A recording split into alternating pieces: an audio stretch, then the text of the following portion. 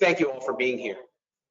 You know, I went to Hawaii recently to work in the last few weeks, and every state should have a word like aloha. Is anyone here from Hawaii by any chance? Aloha, right? So the natives told me aloha means I am grateful to share this air with you. Is that your understanding as well? So aloha to you. Every state has their own weird, interesting words. And one here that I find especially functional in Texas is all y'all. Anybody say that? All y'all? Now, I don't have the deep Texas accent, but I love that word. It's got a little rhythm to it, as opposed to where I'm from in central Pennsylvania. Y'all. Use, right? I know you're from Pennsylvania, right? Use. This doesn't have that ring to it. So aloha to all y'all here. And so just to provide a little bit of certainty about how this is going to go, in the next few minutes, I'm going to talk for about 3 or 4 minutes here, and then we're going to go into the slide presentation. I'm going to start by asking all y'all to do a little bit of mental gymnastics. And what I like to do is ask you to think about a recent situation that was either negative, made you feel in a negative way, angry perhaps, or made you feel especially good. Think about that. We want to hear about a negative or a positive interaction that you've had with something. How many have experienced that in the last day, either a positive or a negative? Anybody? Yeah, we got one. So how about negative situations? Anybody experienced that in the last day, week, year, month? We all do, okay? Now, I can't tell you really what caused that specific event, but I can tell you with a high degree of certainty why you felt the way you did. And so as we go through the presentation, keep your stories in mind, because at the end of the talk, I'm gonna ask you to share your stories, and then we're gonna evaluate it. We're gonna see if what I just told you holds true.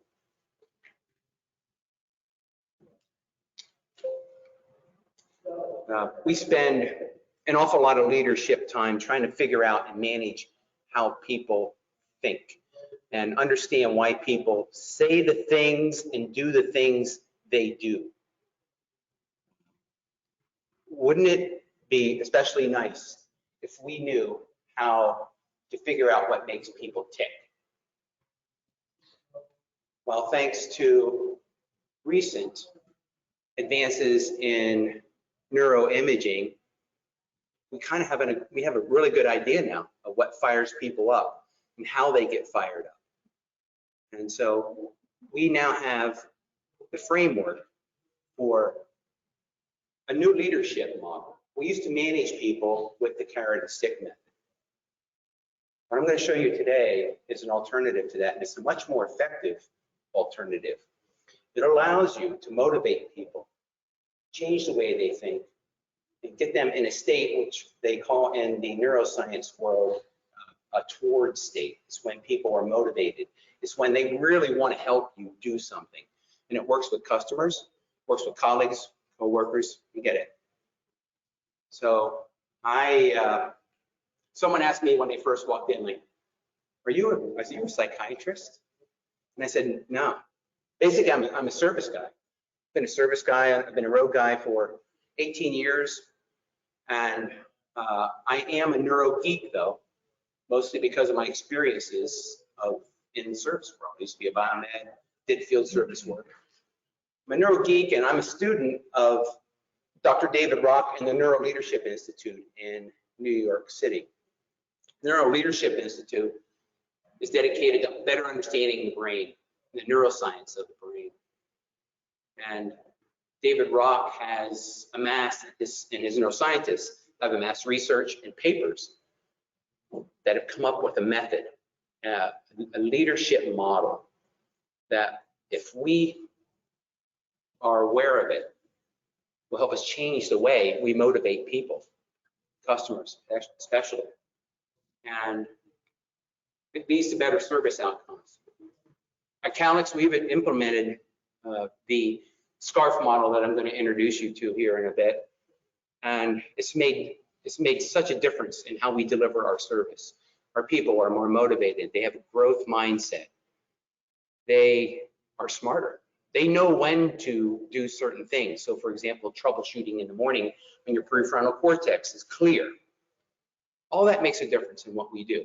They know that if they're going to have a negative or a potentially negative conversation with somebody, the best time to do that is in the morning, before we have a lot of things going on and we become mentally tired, as many of us do later in the day. Think about that in terms of your nurses. You know, your nurses are spending long shifts detecting threats, trying to figure out if something's going to hurt them or their patients. And then all of a sudden they have a problem with a piece of instrumentation and they call you and they're not happy. Think about it from that perspective. They are worn out. And so we're going to talk about those kind of things as we go. You know, as I said, we've implemented this at Calyx, and we've turned service representatives into service professionals. And there's a big difference between those two things, those two kinds of service people. Okay, so let's get into the slides now, shall we? All right, brain at work. So we're going to talk, some of the things we're going to talk about here is the importance of the prefrontal cortex in the front of our brain. We're going to talk about the basic organizing principles of the brain. That's really the meat of this conversation. And the leadership model I mentioned earlier is called SCARF. It's an acronym. We're going to get into it later on. And then we're going to talk about how we can strengthen our response to negative situations and interactions. And at the end, what I like to do is have some conversations. So for you folks who had either a positive or a negative situation here recently, I'd like to hear their stories. And then I'd like to see if what we talk about here applies and is relevant to your story in some way. And chances are it will be. Okay, so the basic function of the brain, evolution has caused us to have a brain that allows us to manage a very complex body. Basically, that's one of the main functions, is making sure our hearts are working, we're conserving energy, right? We're learning from situations. And I don't mean really, you know, what's 2 + 2, that we're learning from our experiences so that we can better regulate our bodies and that we're not wasting metabolic energy, brain power, dealing with situations that aren't real. So when you walked into this room, did anybody think there might be a snake on your seat? Anybody? No.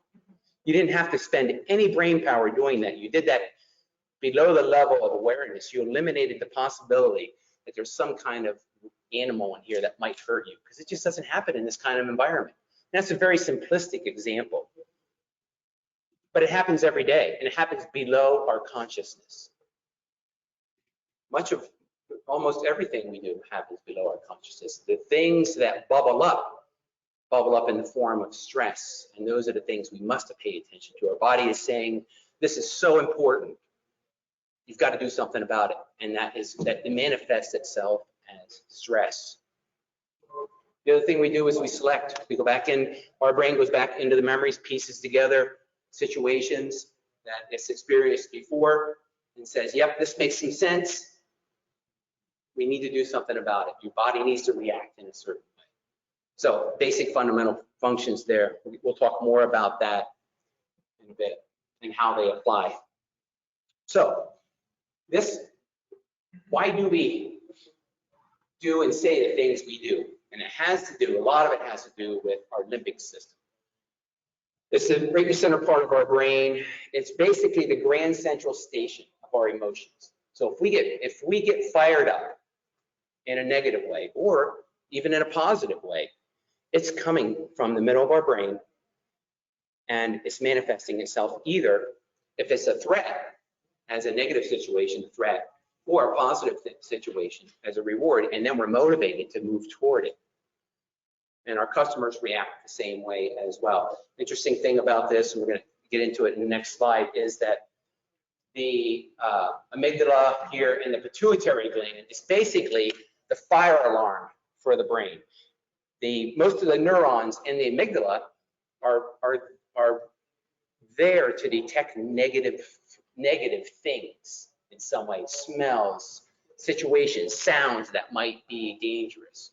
The amygdala sends signals to the rest of the brain, and it causes our nervous system to kick in. Are you able to see the screen? Am I getting in your way here? You all right? So when we perceive a threat, and we're going to talk about specifically what kinds of threats in a bit. When we perceive one, though, a sympathetic nervous system kicks in. What happens then? All kinds of things that are not good for us. Right? We get dry mouth. How many have experienced that? It's one of the common things. Right? We get when that's a symptom that we're uptight about something. Our heart rate increases because we got to send extra blood, oxygen to our muscles. We might have to fight. We need more air, so our lungs relax a little bit. The most interesting thing to me has to do with the activity of the stomach and the intestines. Basically, our digestive system slows down considerably, which makes a lot of sense. The neuroscience says that most people who are overweight are depressed. And that you probably have heard that the stomach has links to the brain. What you put in your stomach affects your brain. I've read recently that there's neurons, some type of neuron in our stomach. It's very fascinating, but there's definitely, the science says, a link between how well we process food and how our brains work. Something to think about. The other thing interesting, our bladder releases, right? How many people have heard, oh, you scared me so bad, I peed myself, right? You know, it's a perfectly natural thing for someone to do. So conversely, what happens if we don't perceive any kind of threats? So if we perceive a threat, it manifests itself as stress and anxiety and anger, perhaps, all that. But if we're happy, what happens? Just the opposite, right? Our heartbeat slows, that's healthy, right? We stimulate, we process our food better. It's all positive things when our parasympathetic nervous system kicks into gear. And there's ways we can activate it when we sense that we're getting stressed. We're going to talk about that toward the end of the presentation. These are people here simply showing you the international symbol for an activated sympathetic nervous system. And we probably see that a lot in hospital settings, particularly with nurses who are under significant threats. And those of you who work in hospitals have to deal with that. And be sympathetic to it as well. And then maybe even be able to figure out how you can soothe them. Because when they're in that state, they're suffering. What they're doing is putting their hand over top of their prefrontal cortex. Remember we talked about earlier when we talked about the limbic system, the prefrontal cortex controls the limbic system when it's activated. It's where all of our executive functions and our control functions are. It's where we make sense of the world. The limbic system itself is not very pliable. In other words, it doesn't have a high level of neuroplasticity. You don't teach it things. We teach things and learn things in our prefrontal cortex. The downside is the more activated our limbic system is, the less effective our prefrontal cortex is. In other words, the more upset we get, the more inactive our prefrontal cortex is. We know that because we can see neurons firing at certain times. It's fascinating. The light bulb here. Oh, by the way, one other thing. What's the other international symbol when you do this? Like when you go, oh, You have an insight. Ah, why didn't I think of that, right? Again, insights come when our prefrontal cortex is relaxed. We don't have any threats, and we have great ideas. So we go like that instinctively. I got the light bulb on here just to remind me to say, not that it means much, that our brains use up a lot of metabolic energy. They weigh about 3 pounds, but they burn up about 20% of our energy we put into our body each day, 20%. They just suck energy away. They run all the time, just like a refrigerator. They burn about 12 watts of power a day. So we talked about the limbic system and how the pituitary gland sends signals out. Here's a good example. 2 things I'd like you to get out of this slide. One has to do with this basic triangular communication thing. The other has to do with how quickly the brain is reacting to things. So here we go. This to me is fascinating, and I hope it makes sense to you because this is a big deal in our lives. So we talked earlier about how the pituitary gland and the limbic system basically is the grand central station of emotions, particularly negative emotions.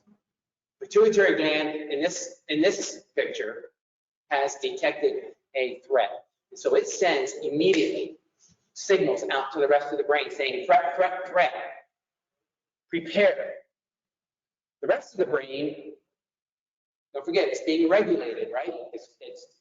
It's trying to preserve energy. It's trying to decide, is there a threat? So the rest of the brain's going, okay, have we ever experienced this before? Have we ever walked into a room like this and had a snake on our chair? The rest of the brain is doing that, but look how much time passes. Now, this is only milliseconds, but it's a world of time when it comes to how we think and how we react. We think in split seconds. So the rest of the brain is thinking and feeling, trying to figure out if this is what they're saying true. Then they come up with some data, and then finally, after some seconds, maybe minutes and hours might be, hey, Austin, you're really upset right now. Why don't you go take a walk and we'll talk about it, cool off a little bit, right? Have you heard that before? So you go for a walk, you come back, all of a sudden you feel like, oh man, I was a fool. I'm sorry. That's your prefrontal cortex saying, I've come to my senses, right? I've now taken control of my limbic system. That's what that means. So that's what's happening here. So what happens? So the limbic system finally says, sometime later, oh yeah, now we can do that. This is why taking a pause and spending a second, 2 even, 1001, 1002, and then making a decision or making a comment means a world of difference, as opposed to anticipating what somebody's going to say and then cutting them off and saying, but. That's the difference of a conversation that goes downhill and one that has hope of having a positive outcome. So in this slide, what we see here is the messages have gone out. So that what happens is it goes out, decides whether or not this is actual, it sends that information back to the prefrontal cortex. Prefrontal cortex says, nah, this makes absolutely no sense. There's no snakes in this room. It's okay, relax. All of this goes on 99.9% of the time below your consciousness. We are unaware of this. This happens to all this time. If there was actually a snake in the room, then it would rise to it would deserve to use extra metabolic energy, and then you would have to respond to the snake in some way or avoid it. All right, so we're talking about threats and rewards here. We're going to start to dig into what I consider to be the most important part of the presentation. What happens when we are stressed because something's threatening us? Well, all the things we've all experienced, right? You know, we're distracted, we're anxious, we decrease, you know, we just don't work well when we're under stress. We've all experienced it. For me, I experience it mostly in the afternoon hours.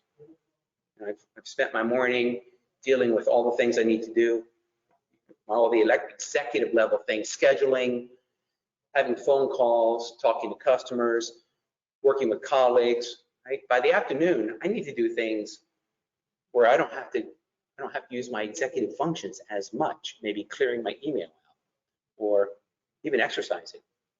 It makes me feel better.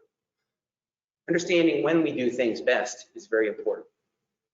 So when we feel good, of course, we all know that, right? So we all feel happy. We want to do things for people. You know, we want to cooperate. We communicate much better when we, how many people have, well, we'll get to that. So we touched on the threats and rewards. So now we're going to talk very specifically about what types of threats and rewards human beings are always scanning for, mostly subconsciously, sometimes consciously, right? And it all comes from the times when we were scurrying around the Serengeti and we weren't at the top of the food chain. All these needs that we have now are because our ancestors were able to maneuver and take care of these needs. The ones who didn't survive, they didn't pass on their genes. But we're not trying to hide or avoid animals anymore. What we're really trying to do is avoid threats to these 5 elements. And so the basic operating principle of the brain is to detect threats and rewards. It's either one or the other, folks. And if you think about your situations, you know, some of you had stories that you said you could tell. It's going to apply to one of these 5. Some people are more sensitive to others. Some people are more sensitive to their status. Some people really want to be more certain about what's going to happen. And if they're not certain, guess what? They get stressed. What happens when we get stressed? We lose our ability to think really well. Conversely, we're going to talk about each one of these 2, by the way. On the other hand, what happens if all of these are satisfied? We've got, if we're an employer and we satisfy these in each of our employees, what are those employees, how are they feeling? They're in what we know as a toward state. They're engaged. They're motivated to do what we need them to do and what we'd like them to do. We're not forcing them to do anything. The only thing we're doing is meeting all of these basic needs of the brain. Customers are like that too, by the way. Customers want you to make them feel absolutely powerful and they have great status. We just went to the keynote speaker. He touched on that. We all want certainty. He touched on that as well. So let's get into each one of these here in a little more detail. And as I do, think about your story and how it relates to one of these. Because really, I think the value that we get out of this presentation is most of it's going to come in the last 15 minutes where we have an opportunity to chat between us. And there's a lot of smart people in this room with a lot of great stories. And this is where we mostly learn as a group. Brain science says you put a bunch of smart people in the room, you typically get better answers. If you have cooperation. And by the way, if you meet the needs of the SCARF model. So status. So this is, you know, my guy. If I were to say, why did you do that? What's the first thing that comes to mind? Like, why are you questioning me, perhaps, right? That's a status threat. That is absolutely a status threat. Status is one of the primary needs we have. And if our status is threatened, we will viciously defend it. On the other hand, we would do crazy things to increase our status. Right? A lot of people have fallen because they're trying so hard to increase their status, they've made some mistakes in some. Status is a major driver of our lives, whether we realize it or not. You know, if you're a director, C-suite, right, BMET1, you know, it's all about the status. And we value status more than we value money. Anybody believe that? Money is a relatively short-term motivator. It keeps people happy for relatively, I know that very well. I worked at Abbott Labs. They tried to motivate us with a carrot stick money. it wasn't that great. It wasn't until I got a manager who met all of my status needs that I really started to grow as an individual and understand what happiness was. And I wanted to marry that guy. And I would have done anything for him because he respected me. He made me feel, even though he was several levels above me, you know, on the food chain, he made me feel a certain way. And I would have worked, and I have. I mean, I worked weekends. I did a lot of things for that man because he made me feel a certain way. And now that I was in my 20s, I look back on it and I say, wow, this is it. This is what he did for me. And we did great things as a team because of it. Certainty. Well, you know, if our mental state is without doubt, how are we feeling? We're feeling confident and assured. If we're not feeling confident and assured, we're uncertain. And how do we all feel about that?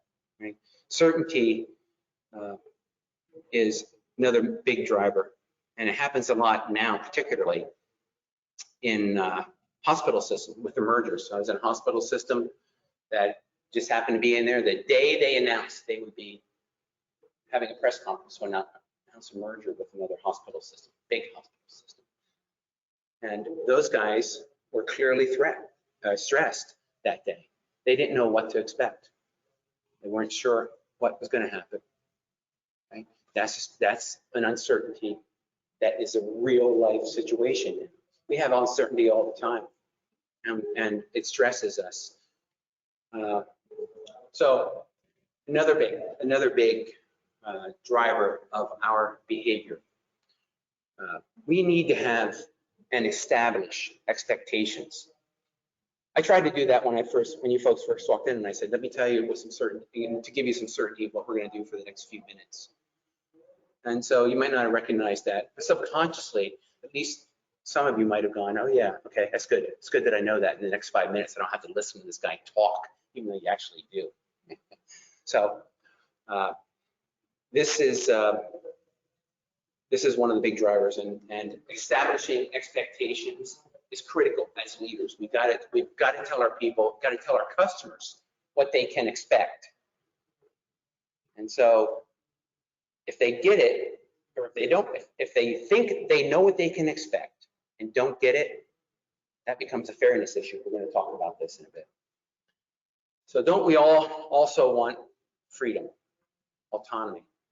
We want to know that we have choices to do things. We don't want someone telling us what to do all the time. So how many of you have been micromanaged at some point in your careers? Anybody? Yeah, why do you think that is? What is it? There's times when you need micromanage? Yeah? Okay.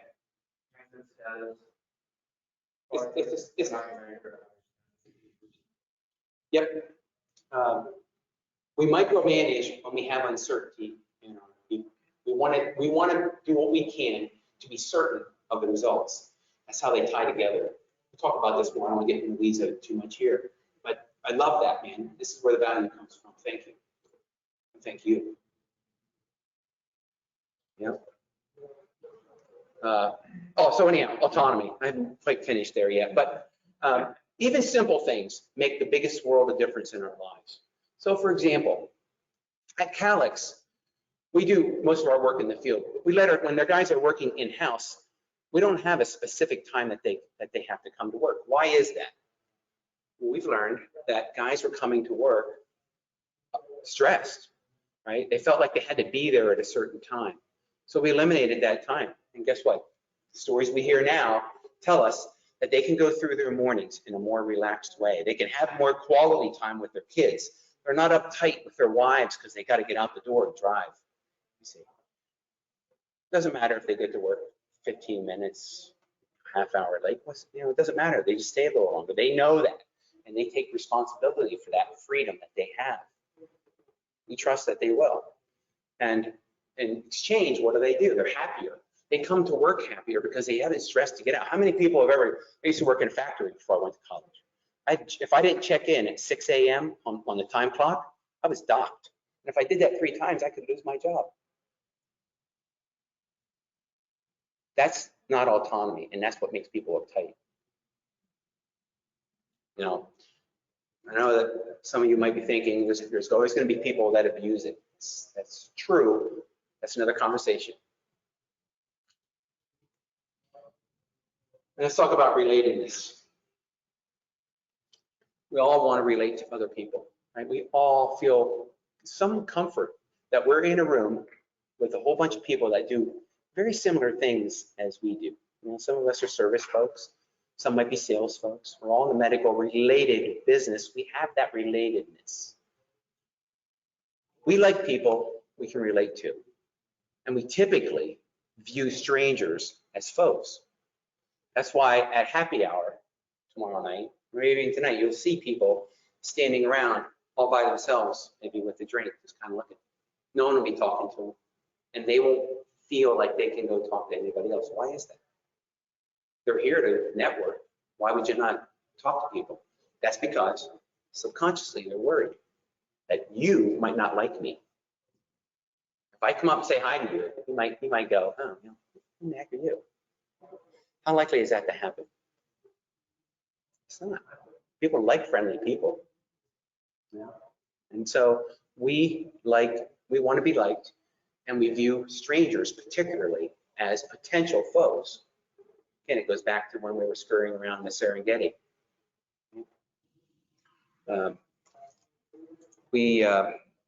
Let's talk about these characters. So, is anybody here a Yankee fan? New York Yankees fan? That's good.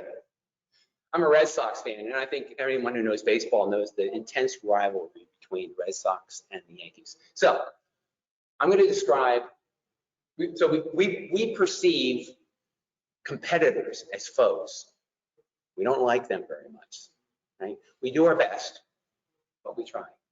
But we don't typically get along very well with them. So these guys, as a Red Sox fan, are kind of my competitors. So here's how I would evaluate them. Remember my language here, because we're going to come back to it later in the slide. There's a reason for me to disparage these Yankee fans. So these guys, look how silly they are. How old are these guys? Like 50, and they're worshiping a guy who's 22 years old.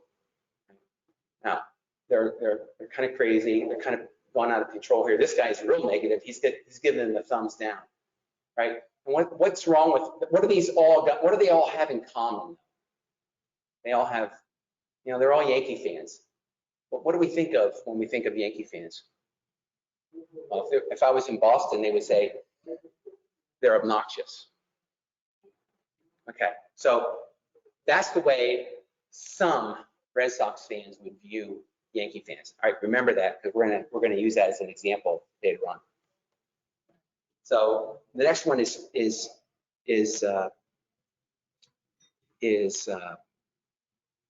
fairness.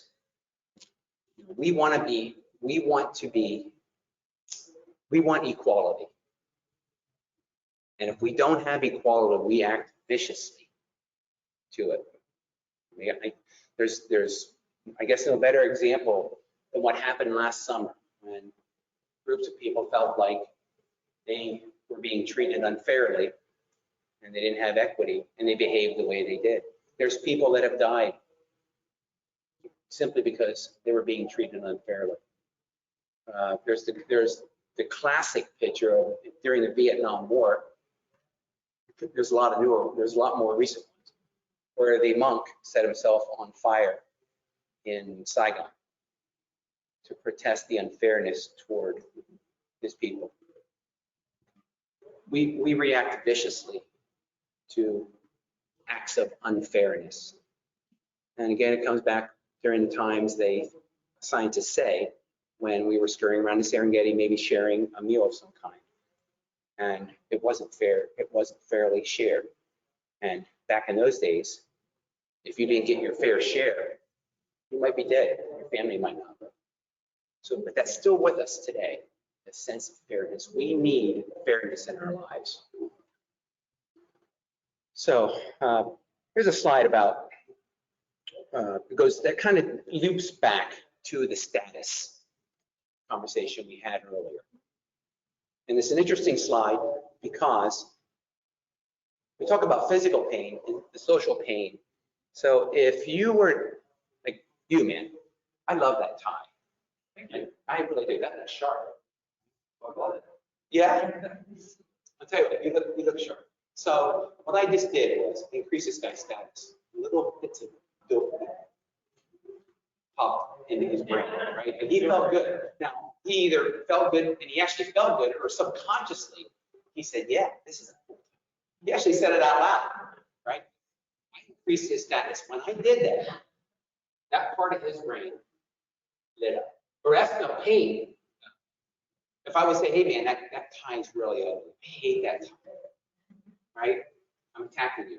And if you take that seriously, yeah, that part of your brain lights up. If I come over and kick you in the shins, very similar. Your brain lights up. Isn't that interesting? That we treat social pain just like we treat, for the most part, physical pain. How many people can remember going through a painful end of a relationship and still feel that pain? The interesting thing is I can as well. When I broke my arm, I knew it. I remember that it hurt, but I don't remember the pain anymore. When I think about that relationship breaking up, I remember that. And if I was a movie actor, that physical, that social pain would make me cry if I wanted to act. That's how powerful social pain is, and that's why when you didn't have to take your tie off, brother. Oh man. I love that tie. Well, the thing is, here I was talking about social pain. I was complimenting him on the tie because I meant it. I lost her. So I love it. It's a nice look. So, but that's a fun thing, and it's important to remember too. Again, as we work with nurses and people on floors, if we cause them, or if they say we cause them some type of pain, particularly social pain, they're going to remember that forever. When I was a young biomed, I got a call from a nurse who said that the instrument wouldn't turn on, just wouldn't turn on. I came in this morning, it wouldn't turn on. I'm on the phone with her. I said, is it plugged in? Right? She let me have it. I insulted her intelligence. And she remembered that for the entire time I worked at that facility. She never forgot that. It was not actually. It was not plugged in. And so I don't want to get off on a tangent here, but because time's an issue. But no, it wasn't. And then it was up to me though to save her status as a service representative, right? I had to make sure that she was protected from that. Even though, by the way, after we hung up the phone, I found out she went to every other nurse and said, that John Walls, he must think I'm stupid. She did that, right? And that was an attempt to damage my status amongst her peers. It's vicious, and it happens. So be careful. Be careful and be mindful of that. They say that for every negative interaction we have with somebody, it takes approximately 4 or 5 positive reactions, positive situations to overcome it. I personally think it could be a lot higher than that. All right, so we've covered what David Rock and his group describe as the SCARF model. These are the triggers to our well-being that we're always on the lookout for. Okay. Did I talk about David Rock earlier, folks? Did I tell you? I started telling you about being a neuro geek. Okay. So, I did actually. I told you about David Rock.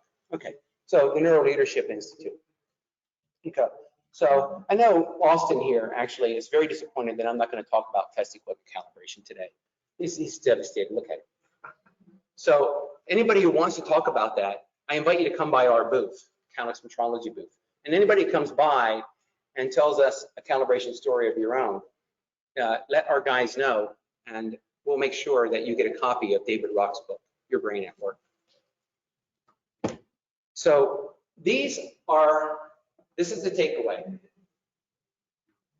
The guys at the keynote speech talked about ridiculously outstanding service. From my perspective, this is how you achieve it.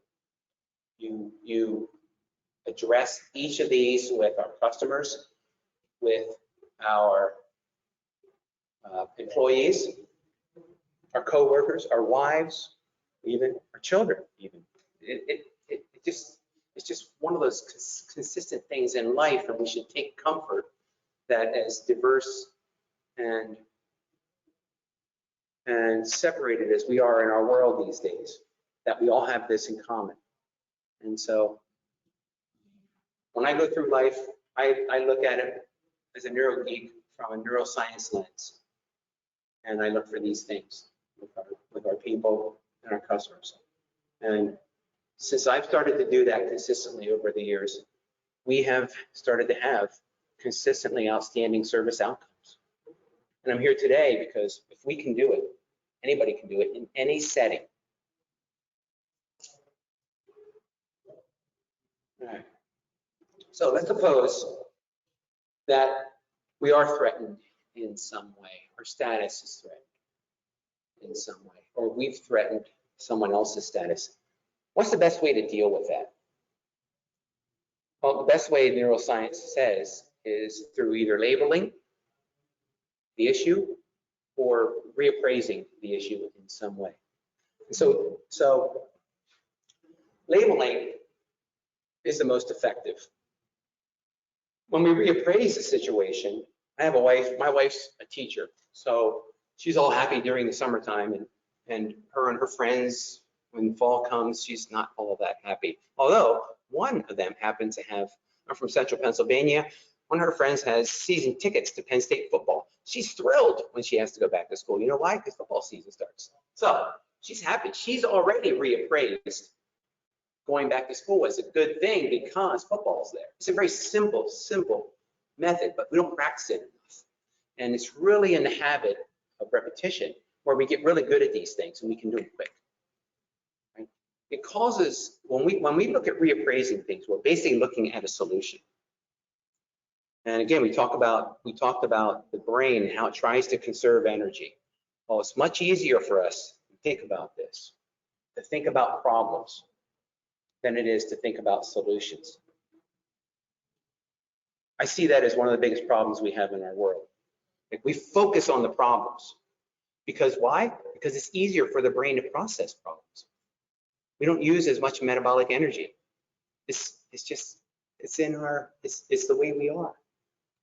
But when we become conscious of that, then we can focus on the solutions. Solutions require a lot more brain energy. In fact, they require a lot more prefrontal brain energy. Problems typically come from the limbic system.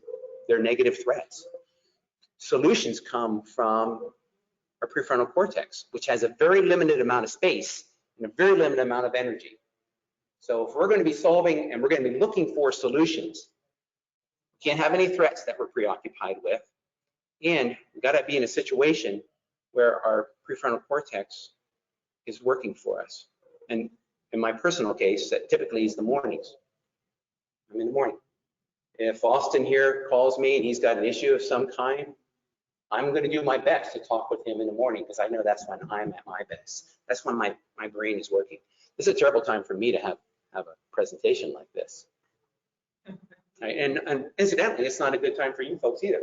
Some of you might have arrived today, you're stressed already, or you've got some level of stress. You're maybe uncomfortable in some way. You don't remember well when we're in that situation. So that's reappraisal and labeling. I can only touch on this stuff in a little bit, folks. My hope and objective here is for you to be intrigued enough to look into it more when we leave here. And Your Brain at Work is a good place to start. So I look forward to talking with any of you about that. Okay, let's talk about these guys that I badmouth. All right, so let me reappraise this. So I said that they were obnoxious. I said these guys were fools and silly, you know. So here's what I think. I actually think they're great baseball fans. I'm a pretty big baseball fan too. We'd have that in common. And by the way, the Red Sox and Yankees have one of the most intense emotional series. It's really the only time I watch TV or baseball on TV is when those two are playing. It's the only time it's worth it to me because it gets me fired up. I like that. I like to be competitive against the Yankees, right? So I always root for the Yankees, frankly. I want the Yankees to be the second best team in the league because I want that. I want that competition. So, and it's more exciting for me when they play the Red Sox. So I have to hang out with these guys. And if they invited me to go to a Yankee game and wear one of these cool wigs, I would do it in a heartbeat. And they'd be fun to hang out with. And so they're just passionate baseball fans like me. So that's what I mean about reappraising. The first time I showed you this slide, I took, the typical negative goofball slide. Who do you want to hang out with? You want to hang out with a guy who thinks guys like this, or who says those kind of things about guys like this? Yeah, Paul, you would. Or you want to hang out with guys who see things, or people who see things as positive most of the time, right? I don't want to hang out with people who see things from a negative lens all the time. I want to hang out with people who inspire me. And people who inspire me typically see things in as much as they can in a positive way.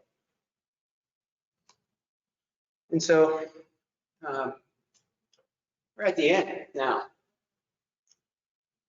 Now that we understand a bit about the triggers and the elements of threats and the kinds of threats and rewards, more mental gymnastics. I'd like you to think back to the stories that I asked you about. Who's experienced either a positive or a negative interaction in the last week, day, month, right? And tell me a story. And we'll see if it applies, if we can apply the elements of the SCARF model to your story and explain not what happened, but why you felt the way you did. Anybody have anything?